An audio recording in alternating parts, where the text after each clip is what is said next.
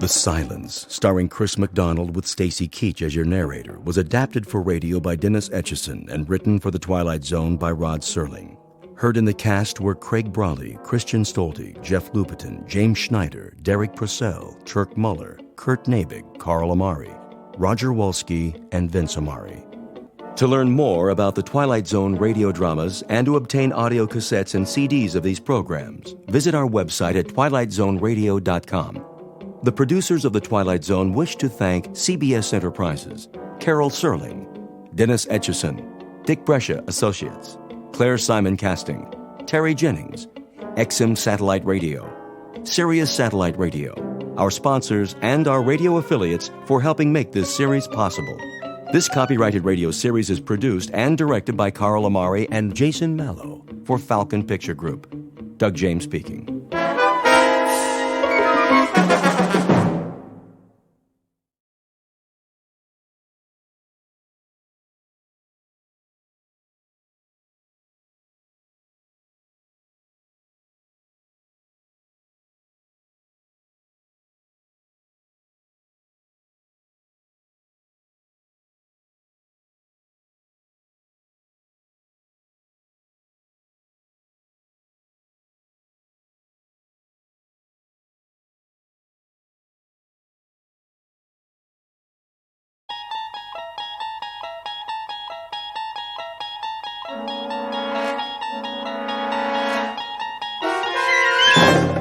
You're traveling through another dimension. A dimension not only of sight and sound, but of mind. A journey into a wondrous land whose boundaries are those of imagination. Your next stop, the Twilight Zone.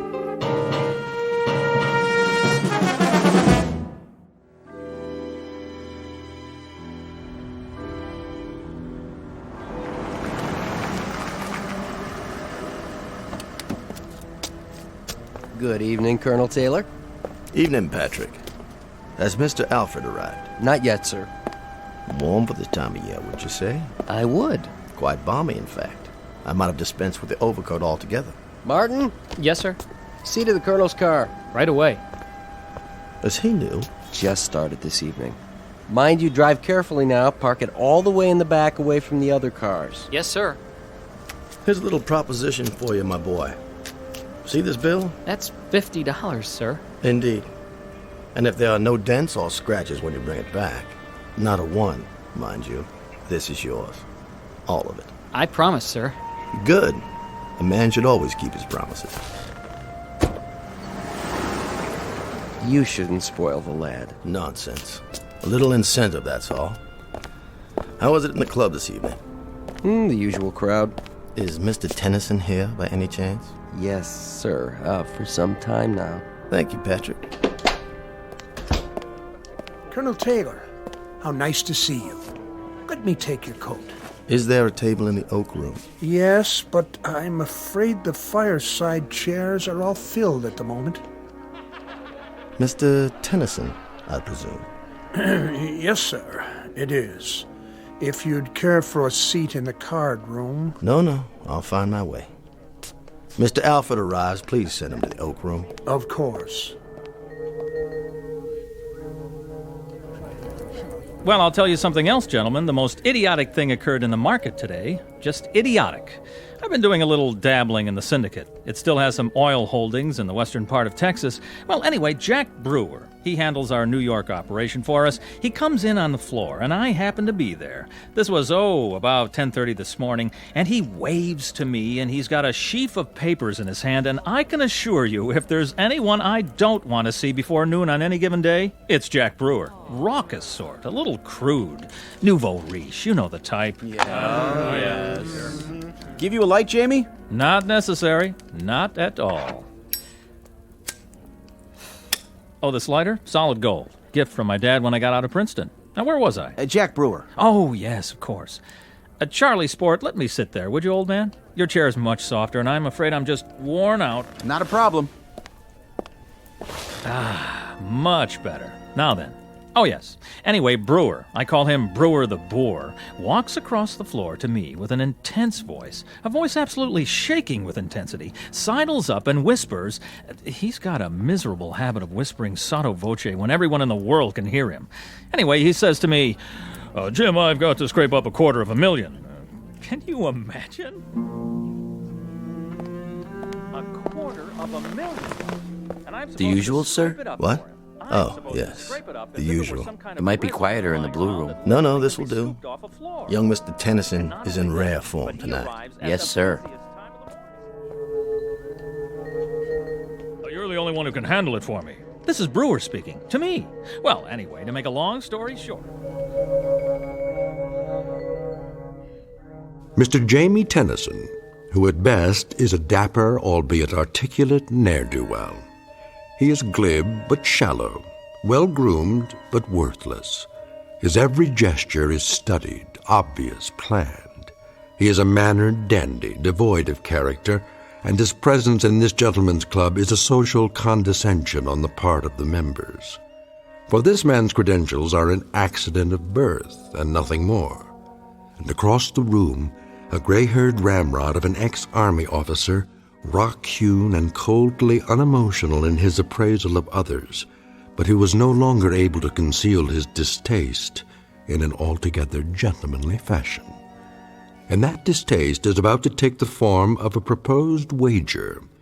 But it's the kind of wager that comes without precedent. It stands alone in the annals of bet-making as the strangest game of chance ever offered by one man to another.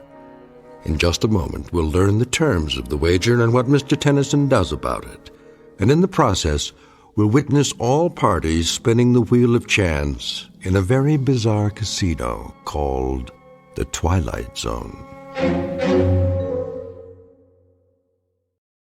And now, the Twilight Zone and our story, The Silence, starring Chris McDonald with Stacy Keach as your narrator.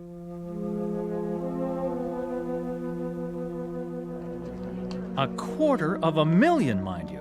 And I'm supposed to scrape it up for him. I'm supposed to scrape it up as if it were some kind of residue lying around that literally can be scooped off a floor. There you are, Alfred. I just got your letter. Sit down, please. Look, Archie. Shh. Our young friend is discoursing again.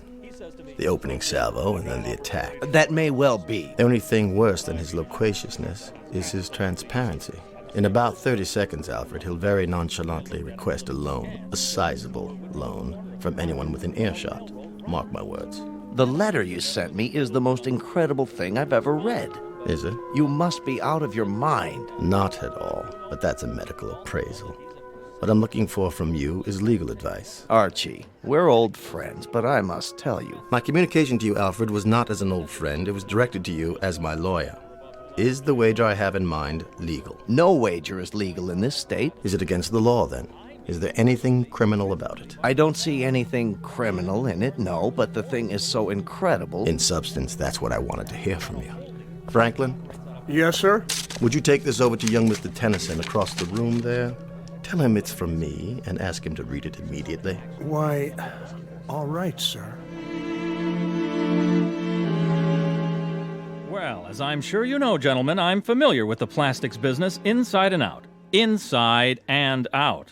And Brewer has obviously stumbled upon a golden goose. But the man is just too incredibly stupid to know what to do with it. Can you imagine what I could do with $250,000 in this kind of deal? Well, I'll tell you this. I can treble it. I can quadruple it.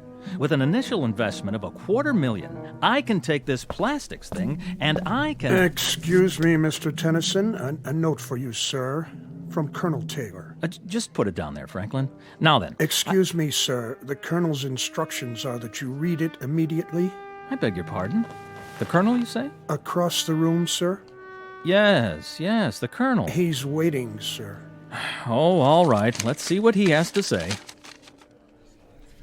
What's the matter, Tennyson? He looks like he's seen a ghost. Why, this is just absolute nonsense. What about it, Tennyson? See here. Yes? Is this some sort of joke? I mean, really, Colonel. If it's a joke, then I suggest you're employing a sense of humor that's quite beyond me. It's not a joke, Tennyson. You know me reasonably well. Humor is perhaps the least developed aspect of my character. You're in earnest, then? Oh, quite in earnest. What's it all about? Come on, Tennyson, let us in on it. Yes, please. The suspense is killing us. Would you mind terribly, Tennyson, if I acquainted the gentleman with my proposition? That's quite your business, Colonel. Quite your business. But I do believe you will make yourself highly suspect. I'll take the risk. I propose a wager with Mr. Tennyson here. A wager that takes the following form. I bet Mr. Tennyson $1 million that he will be unable to remain silent for 1 year. What? Surely you're not serious. He's joking. The wager carries with it the following conditions. He will be placed in a room to be observed by me or anyone else at their discretion. He will not be permitted to speak a word for a period of 12 months, not a single syllable. He will be supplied with food, television, books, anything he wants by way of diversion, but he will make his wants known by pen and paper, not by voice. Incredible. Are you pulling our legs? $1 million? I don't believe it. What about it, Tennyson? First, let's establish that you're quite serious. Beyond any doubt. Then, may I ask the purpose of this wager? That should be obvious. That is, to anyone but you. I'm afraid it eludes me, Colonel. So perhaps you'd be good enough to explain to me why you're willing to risk $1 million? Risk? Hardly a risk, Tennyson. Well, hardly a risk at all. But if the wager is genuine... What I'm about to say would horrify the average man, but to someone as insensitive as you, it will probably mean nothing. Oh, is that right? I dislike you intensely, Tennyson. It goes well beyond the normal distaste I would feel for anyone without manners, without breeding, without principle. Beyond and much deeper. You've become a cause celeb with me. Your voice has become intolerable. See here. Each night I sit here, and the sound of it makes me wince. I cannot ask you to leave the club because I don't have the right. So, the thought occurred to me that I would be happy to risk, as you say, a large sum of money, just to have quiet. You see, Tennyson, you couldn't possibly remain silent for a year. It's not in your nature. You're a shallow, compulsively talkative, empty-headed ne'er-do-well, and to remain silent would destroy you. Your kind has to seek out an audience. So what I assume will happen, what I more than assume, I fully expect, is that you will very likely be able to withstand the pressures for 3 or 4 weeks, perhaps a couple of months, and then you'll have to succumb. Again, that's your nature. So you won't cost me anything, but what I'll derive from it is a month or 2 of delightful and very precious silence. What about it, Tennyson? Appeal to your sporting blood? Oddly enough, it does. It does appeal to my sporting blood. And that, of course, is patently ridiculous. There's nothing sporting about you, Tennyson.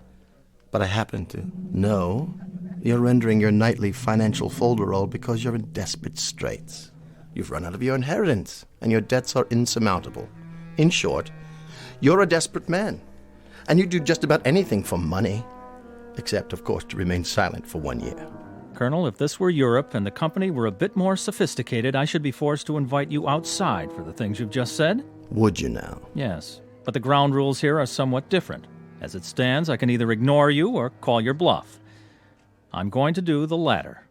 I accept your wager. Careful, Tennyson. Surely not. Watch what you're agreeing to. Just a few more questions. Where am I to be incarcerated? In the solarium upstairs. It's no longer being used. With the permission of the Board of Governors, I'll have some work done on it. It will be a glass-enclosed living room with a private bedroom and bath that will remain unobserved.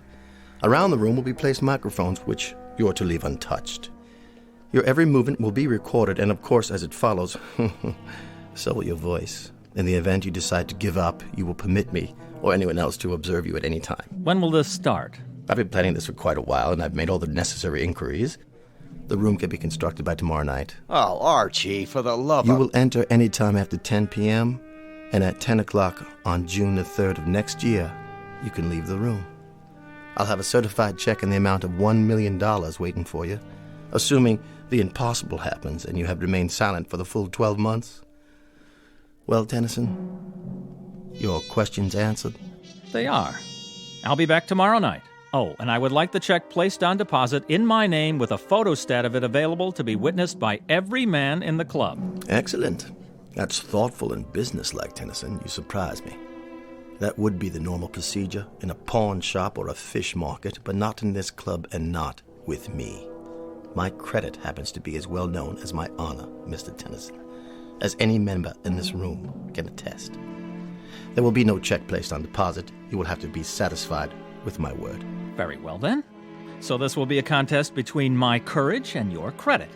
And a year from now, 1 year from tomorrow's date, both can be proved beyond the shadow of a doubt. Precisely. Get my coat, Franklin. By all means, sir. Immediately. Until tomorrow, then, Colonel. And may the better man win, most definitively.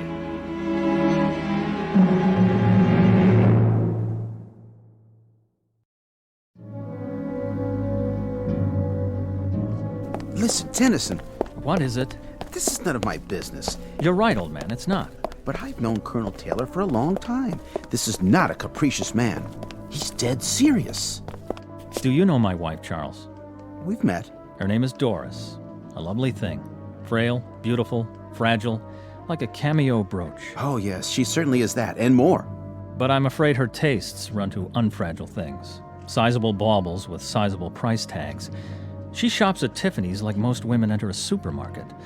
And my miserable misfortune is that I happen to love her very much. And so at this particular moment, I do happen to be in desperate need of money. Now, that may sound melodramatic. Not at all, Jamie. But it happens to be true. And my wife's faithfulness is in direct proportion to the size of the allowance I give her. I didn't mean to make light of it. Please believe me. So, that's why I'll be back tomorrow night. How bizarre. Don't you think so, old sport? How incredibly bizarre to remain indoors, shut up, silent, in a room for 12 entire months, in exchange for a $1 million life preserver, thrown to me by none other than Colonel Archie Taylor. I'll say goodnight now. There are arrangements that must be made.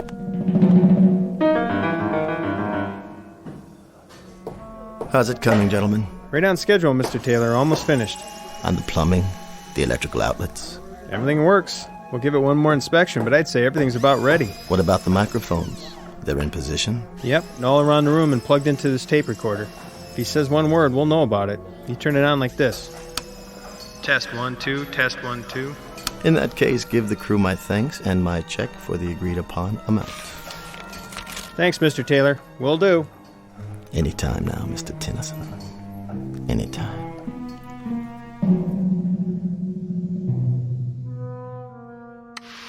Hey, Debbie, get back in the flying saucer. Pick up those booty bags. Hey, no problem. Trouble rolls off my back.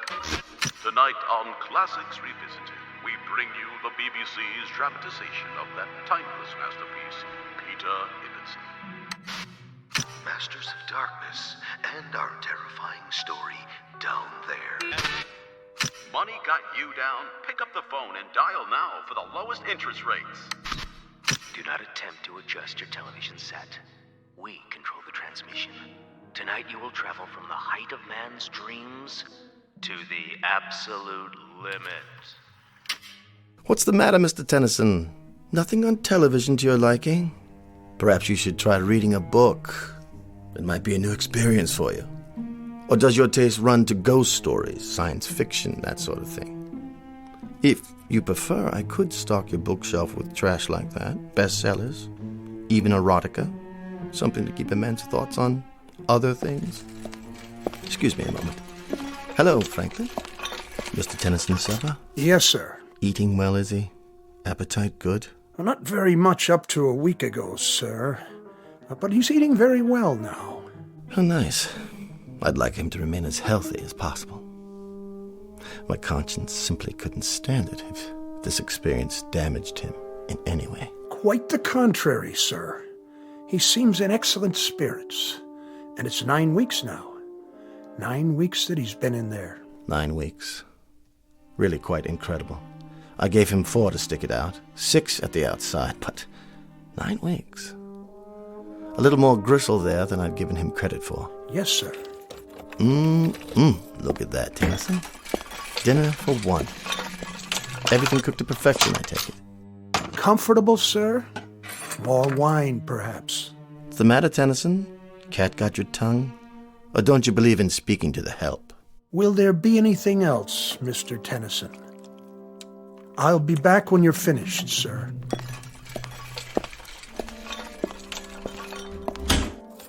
Enjoy your meal, Tennyson. Sorry I can't stay, but I have another engagement with friends. A lovely little spot downtown, so warm and friendly. Perfect for conversation. You understand, I'm sure.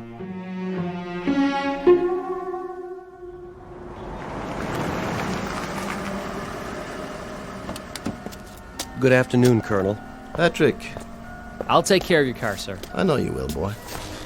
Mr. Alfred inside, is he? Yes, sir. Have a nice lunch, sir.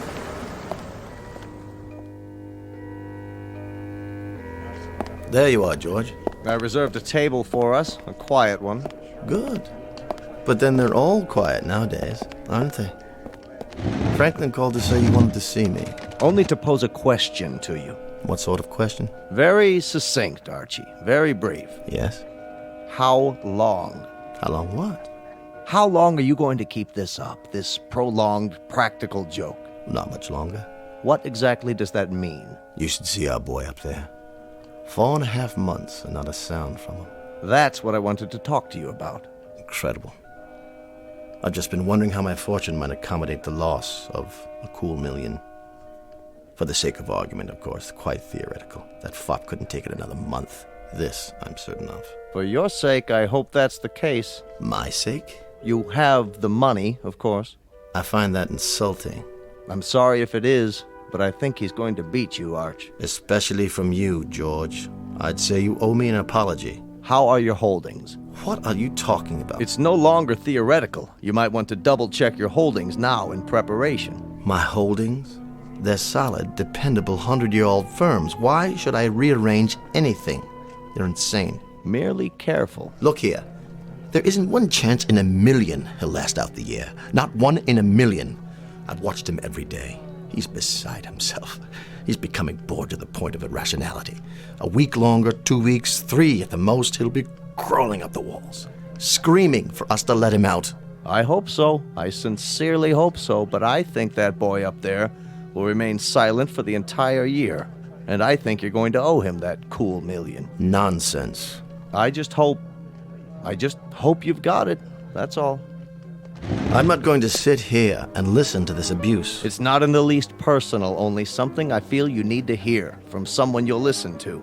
The voice of reason, a word to the wise, that sort of thing. Then from now on, I'll thank you to disperse your wisdom elsewhere. Oh, for the love of... Consider yourself discharged. What?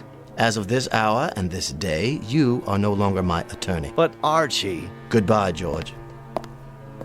Goodbye to you, old boy, and good luck. Because by the look of things, I'd say you're going to need it.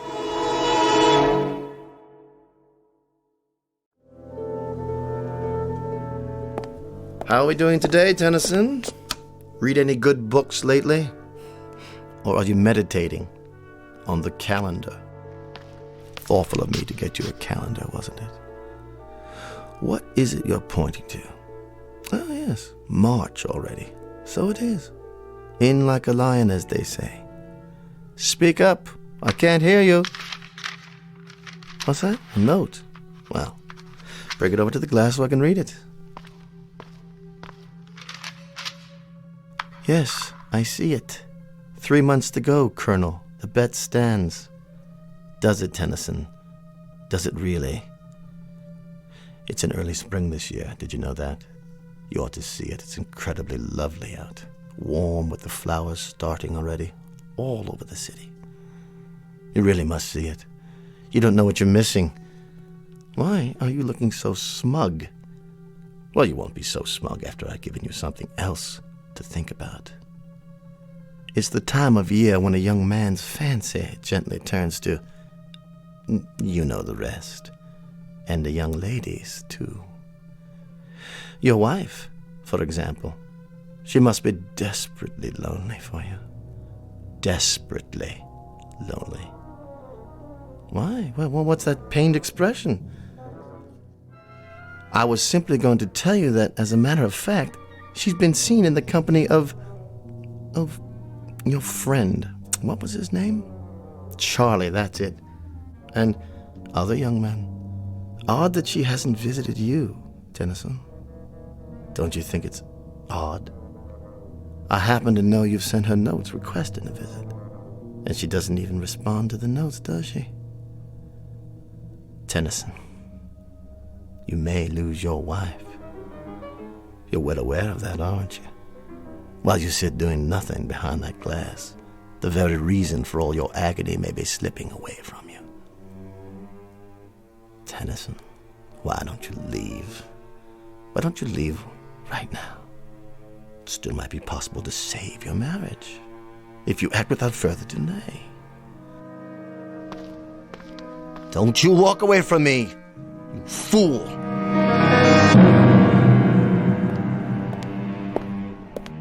Tennyson, I know you can hear me. I saw your wife again. She's with that polo player fellow now. You know the one. The tall, attractive, blonde youngster. It's incredibly beautiful out today, Tennyson. Oh, it's incredibly beautiful. Birds and flowers and color. Absolutely lovely. And by the way, I saw your wife. She was getting into a little European sports car. Some young man was driving it. And here's Franklin with yet another meal.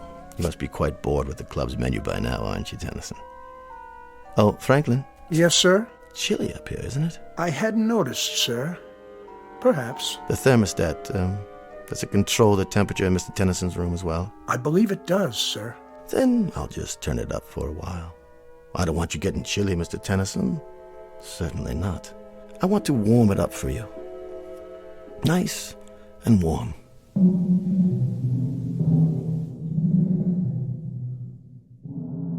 It's April Fool's Day, Tennyson.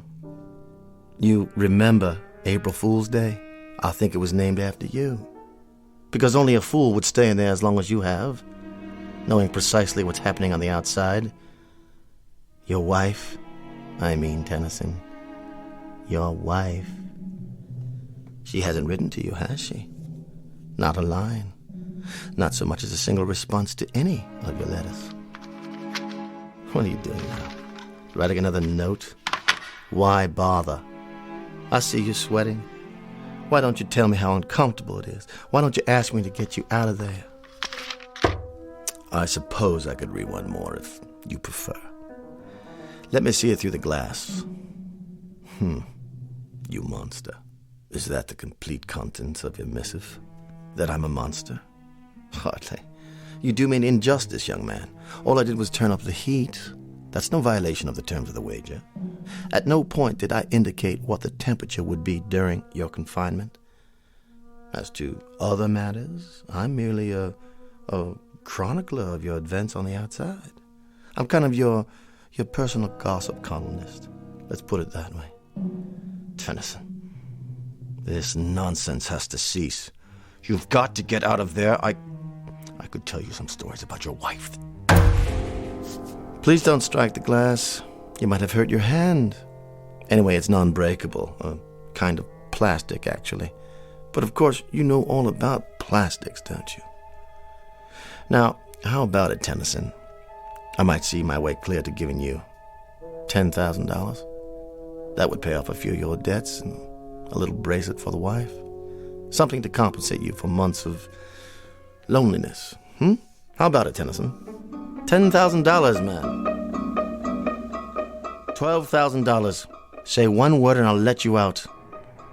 You're an idiot. You know that? You're losing your mind in there. I know you are.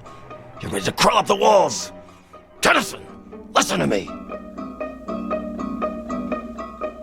Make it $75,000 in cash. If you'll give up this ridiculous game and speak. Make it 100. No, 200. 250,000, Tennyson. Time is running short, boy. You can't stay in there another hour. Not another half hour. I swear to you, $250,000 in cash if you'll speak now. You accept? Hold it up. Let me read your decision. Go to... How dare you? You go there, boy. You! You will, I swear, if you don't act at once. I'm about to withdraw my offer. I'm counting down. Rather a monumental occasion, isn't it? I wouldn't have believed it. 1 year in that room and not a word out of him. 3 minutes is all the poor devil's got left now. 3 more minutes. Look at the colonel over there. Not the face of a happy man, would you say? At least he had the decency to show up. You're sure, George? I'm sure. This is straight off the wire, but it hardly matters now. 12 months ago, almost to the minute, you destroyed yourself. Much as I told you you would. Your little reminders are gratuitous at this point. And it's not even 10 o'clock yet. Whether it is or whether it isn't, the destruction I'm talking about has already taken place. There have been ugly rumors, Archie, things you've done to him. What things? Like little asides, innuendos, suggestions, gossip about his wife. Even intercepting letters he wrote her before Franklin could mail them. You place such a premium on honor, Archie. But you haven't acted like an honorable man. George, you don't believe Please don't go to the trouble of denying it. I'm sure much of it is true. But this ugly affair has proven 2 things, hasn't it? That the boy up there is stronger than you gave him credit for, and that you are considerably weaker. That boy up there. A weak, simpering, half a mind, a fop with no guts, no courage, no nothing. How could he have done it? How could he have done it? I might just as well have made it 2 million or 3 million. Somehow it was impossible from the beginning. Gentlemen, Mr. Tennyson.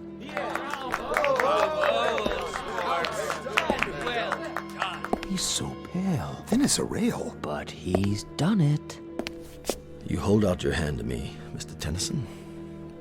Not to shake it, I presume, but to receive payment. Well, sir, you have me at a disadvantage, a rather compromising situation. You forced me into a position of rather unpleasant candor, because it happens to be a fact that I'm a fraud. I don't have any money. I offered you $10,000 and then 12. The truth is, I would have had to go out on the streets to beg even that amount, let alone $1 million. I received a cable from London. Both the Birmingham Tool Company and Edinburgh Motors have filed suit for bankruptcy. Blue-chip companies. Every nickel I had was invested with them, and they no longer exist. In short, I'm busted. Broke. Yes, it happens also to be a fact that I have pride, bearing, taste, and exceptional breeding. But I've lost. Proving, Mr. Tennyson, proving that you are by far the more substantial of the two of us. I will naturally resign. You have both my resignation and my apologies. I will not ask you to suffer my presence any longer. Look at Tennyson. They won't let him walk out like this. He'll demand satisfaction. Talk to him, Tennyson. Tell him whatever you like. Your time's up. You can talk, gurgle, sing, chortle, anything you want. You've won the bet, son. What's he doing? Writing another note? But why? What is it, Colonel? What did he write? Why doesn't he speak? Let me see. It says, 1 year ago, I had the nerves that my vocal cords severed. Good Lord. He's opening his collar to show you, Archie. There are the scars on his throat. I underwent this surgery because I knew I'd never be able to keep my part of the bargain. For the love of God, man. For the love of God.